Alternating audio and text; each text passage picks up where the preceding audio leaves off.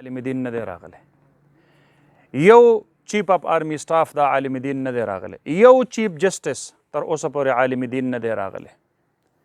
ګیله خو مونږ دا کوو چې دې مولیانو مونږ له څه وکړل. مولیان به تاله ډېر څه وکړي، خو که مولیان تا ورله دومره اختیار ورکو څومره اختیار چې تا د نورو پاټوله ورکړی دی. د هغوی په اسمبلی کې 1,500 ممبران یو زمونږ 10 کسان، نو په 10 کسانو خو د 200 ممبرانو مقابله نه کېږي. دا خو د ووټو د جمهوریت خبره ده. هغه 200 به زورور وي، دا 10 به کمزوري وي.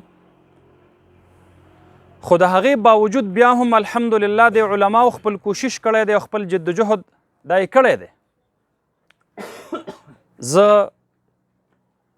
پرون په د انغاپور کې د دې نشیانو د علاج دپاره مدد سنټر په نوم باندې د یو ریهیبیلیټیشن د سنټر په افتتاح کې موجود وم.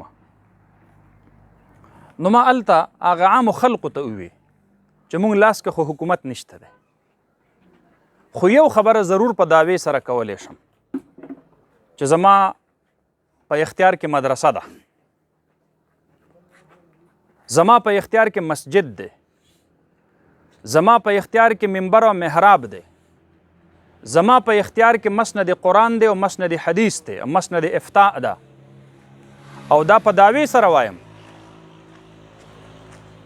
چې د پاکستان هر یونیورسټۍ ته لاړ شه، د پاکستان هر کالج ته لاړ شه، د لیکچررانو او د سټوډنټانو د دواړو بلډ ټیسټ وکړه، دا وینه وله ټیسټ کا چې د چا وینه پکې د نشې نه پاکه ده. بیا راشه زما د دین مدرسې ته. ما خپل منبر او محراب، ما خپل مسجد او مدرسه الحمدلله دا د نشو نه لرې ساتلې ده.